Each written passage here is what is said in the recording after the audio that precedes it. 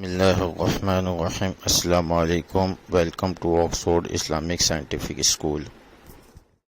Lecture 32 physics. Topic numericals.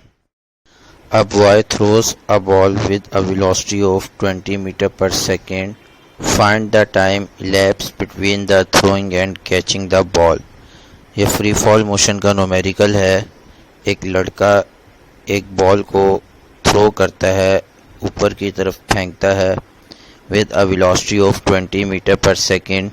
ये 20 metre per second इसकी initial velocity है और यहाँ फाइनल वेलोसिटी ज़ीरो ली जाएगी, क्योंकि जब बॉल को ऊपर फेंका जाएगा तो कुछ डिस्टेंस ट्रैवल करने के बाद वो जाकर रुक जाएगी, तो फाइनल वेलोसिटी इसकी ज़ीरो ली जाएगी।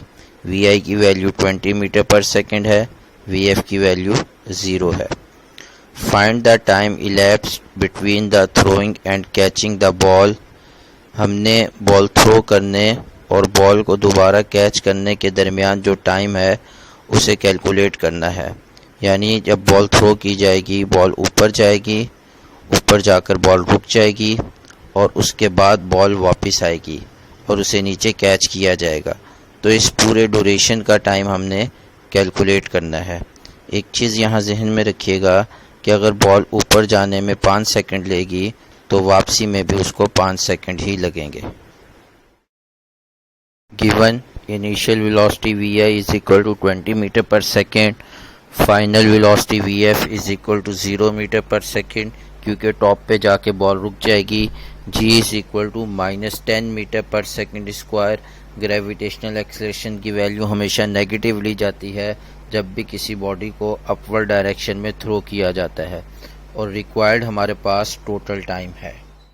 सॉल्यूशन में हम फर्स्ट इक्वेशन ऑफ मोशन को यूज़ करेंगे। V F is equal to V I plus G T. Right hand side पर वी आई पॉजिटिव है, उसे जब लेफ्ट हैंड साइड पर शिफ्ट किया जाएगा तो वो नेगेटिव हो जाएगा। V F minus V I is equal to G T से मल्टीप्लाई हो रहा है, दूसरी साइड पे जाके डिवाइड होगा। V F minus V I divided by G is equal to T. Last step में राइट हैंड साइड और लेफ्ट हैंड साइड को आपस में इंटरचेंज किया गया, तो T is equal to V F minus V I divided by G. T is equal to V F minus V I divided by G. Next step में values put की गई। We F की value 0 है, we आई की value 20 है और जी की value -10 है। नेक्स्ट स्टेप में 0 में से जब 20 को माइनस किया गया तो हमारे पास -20 आंसर आया। डिनोमिनेटर में -10 एज इट इज़ रहा।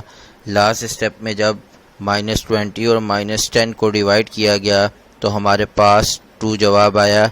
टाइम का ऐसा यूनिट सेकंड है, तो हमारे पास टाइम का जवाब यहाँ पर 2 सेकंड है। टोटल टाइम कैलकुलेट करने के लिए हम स्मॉल टी की वैल्यू को 2 से मल्टीप्लाई करेंगे। हमारे पास स्मॉल टी का आंसर 2 आया था। कैपिटल टी का फॉर्मूला है capital T is equal to 2 multiply small T. Next step में 2 एज इट इज़ रहा और स्मॉल टी की जगह हमने उसकी वैल्यू 2 लिखी। 2 मल्टीप्लाई 2 4, तो हमारे पास टोटल टाइम 4 सेकेंड्स आए। यानी 2 सेकेंड बॉल ने ऊपर जाने में टाइम लगाया और 2 सेकेंड बॉल ने नीचे आने में टाइम लगाया, तो हमारे पास टोटल टाइम की value 4 second. A stone is thrown vertically upward. एक पत्थर को सीधा ऊपर की तरफ फेंका गया, ऊपर जाकर वो पत्थर यकीनन रुक जाएगा, इस वजह से वी एफ की वैल्यू 0 ली जाएगी। With a velocity of 20 metre per second.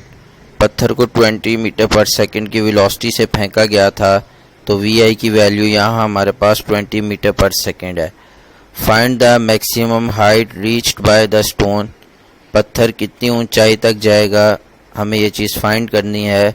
Height को डिस्टेंस के इक्वल लिया जाता है, तो हमें एस की वैल्यू फाइंड करनी है। And the total time of flight. और टोटल टाइम ऑफ फ्लाइट हमने कैलकुलेट करना है। टोटल टाइम ऑफ फ्लाइट से मुराद ये कि पत्थर को जो टाइम ऊपर जाने में और फिर दोबारा वापस आने में लगेगा, ये पूरा टोटल टाइम हमने कैलकुलेट करना है। इस क्वेश्चन को सॉल्व करने का method, find height S by using equation 2GS is equal to VF square minus VI square. आपने हाइट फाइंड करनी है। थर्ड इक्वेशन ऑफ मोशन की मदद से आप हाइट फाइंड करेंगे।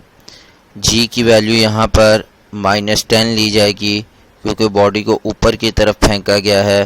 VF की वैल्यू 0 ली जाएगी। VI की वैल्यू हमें क्वेश्चन में गिवन है, तो यहाँ आप हाइट फाइंड कर लेंगे। सेकंड स्टेप में find time by using equation VF is equal to VI plus GT। First equation of motion की मदद से आप टाइम की वैल्यू कैलकुलेट करेंगे, स्मॉल t की वैल्यू कैलकुलेट करेंगे। ये अपवर्ड मोशन का टाइम होगा।